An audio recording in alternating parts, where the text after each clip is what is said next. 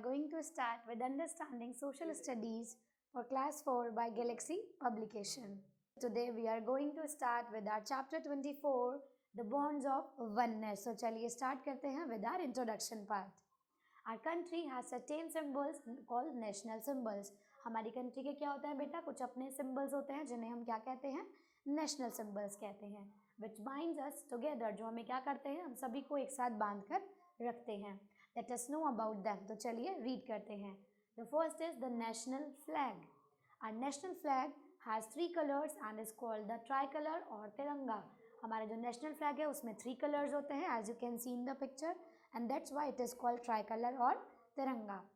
The national flag is normally hoisted on all important government buildings. अगर हम national flag की बात करें तो क्या किया जाता है बेटा, जितनी भी national buildings होती हैं या गवर्नमेंट की कुछ इंपॉर्टेंट बिल्डिंग्स होती हैं तो उन पर ये होस्ट किया जाता है. The 3 horizontal bands of colors white, saffron and green are of equal length and breadth. अगर हम बात करें तो इसमें क्या होता है बेटा, तीनों ही कलर के इक्वल बैंड होते हैं. First is saffron, then white and then green, and it is equal in length or breadth. The saffron band is at the top and the white band in the middle and the green band is at the bottom. All right children. In the center of the white band, there is a navy blue chakra or wheel with 24 spokes. So as you can see over here, यहाँ पर क्या है बेटा, एक blue colour का एक navy blue चक्र बना है जिसमें क्या है 24 स्पोक्स गिवन है. Let's proceed ahead in the chapter with the another paragraph. Now we will talk about the colors that are given in the tricolor, right? The 3 horizontal bands of color white, saffron and green, as you can see. So now we will talk about कि कौन सा colour किस चीज़ को represent करता है. The saffron color stands for bravery and sacrifice. अगर हम saffron की बात करें तो वो क्या करता है बेटा, bravery और sacrifice को represent करता है. The white stands for truth and peace.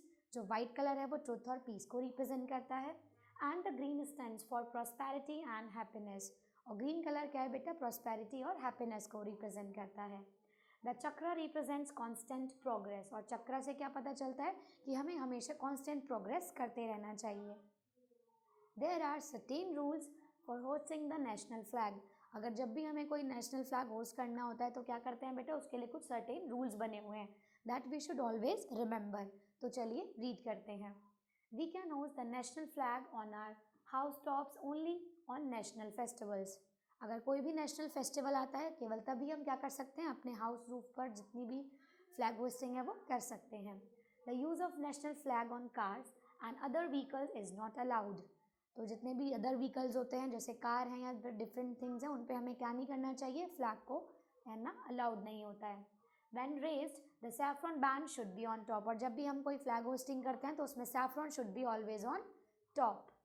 No other flag can be higher than the national flag nor to its right.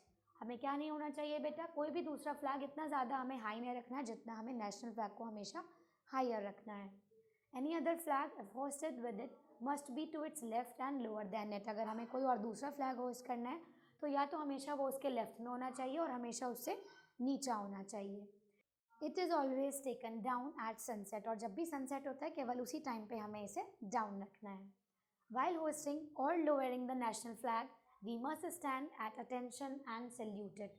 जब भी कोई नेशनल फ्लैग होस्टिंग होती है तो हमें क्या करना है, एकदम अटेंशन पोजिशन में रहना है और उसको सैल्यूट करना है.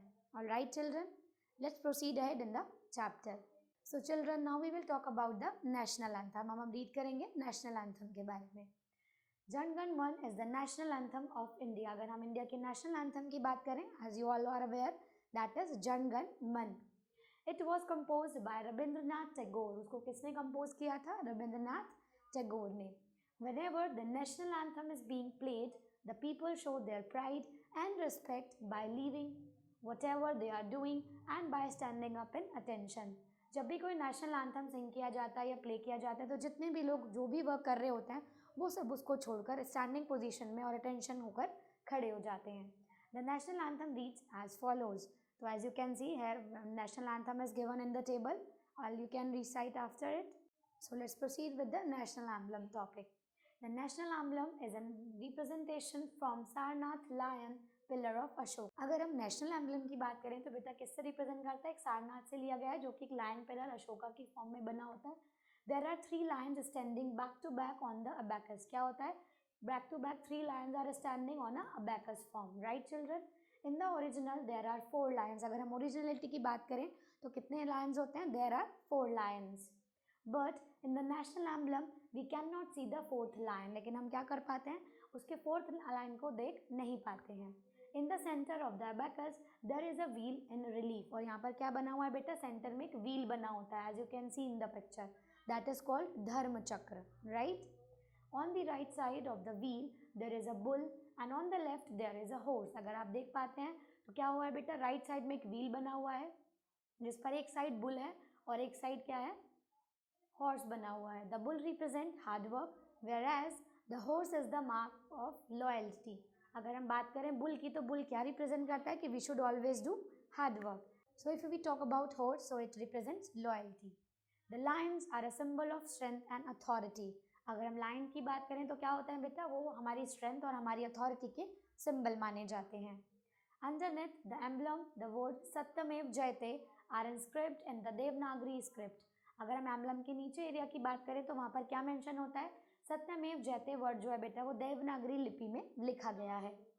These words have been adopted from the Mundka Upanishad meaning truth alone triumphs. Right children?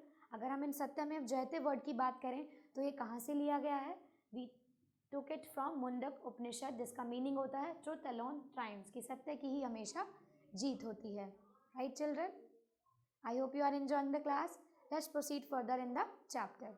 So children, now we will read about the national song. अब हम रीड करेंगे नेशनल सॉन्ग के बारे में. Vande Mataram is our national song. हमारा जो national song है वो है Vande Mataram. It was composed by Bankim Chandra Chatterjee in 1882. इसको कब कंपोज किया गया था? बंकिम चंद्र चैटर्जी के द्वारा 1882 में कंपोज किया गया था. Other national symbols of India are. अगर हम अदर नेशनल सिंबल्स की बात करें so these are as follows. National animal tiger, national bird peacock, national flower lotus, national tree banyan, national aquatic animal dolphin, national fruit is mango, as you all can see in the picture. All right children, so by this we have ending the chapter. I hope you like today's session.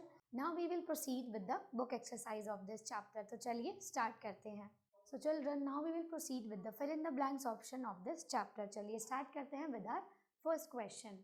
That is the national animal of India is. आपको बताना है कि national animal क्या होता है. So that is tiger. Right? The national emblem has been taken from. आपको बताना है जो national emblem है बेटा वो कहाँ से लिया गया है. Right? The national anthem was composed by. National anthem को किसने कंपोज किया है? तो answer will be Rabindranath Tagore.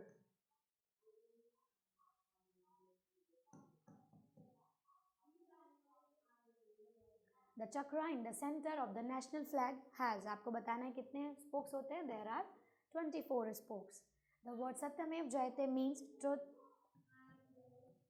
alone triumph. Right children?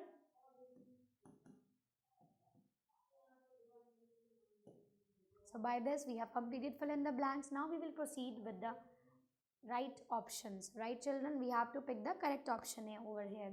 Our national flag has a dash in its middle. तो क्या होता है? Which spelling is right? There is a chakra in between. Right? Our national emblem has how many lions? There are 4 lions.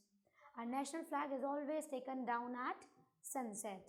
Alright, so all the remaining book exercise and the questions you have to attempt by your own. So thanks for watching this video and stay tuned for the upcoming new videos.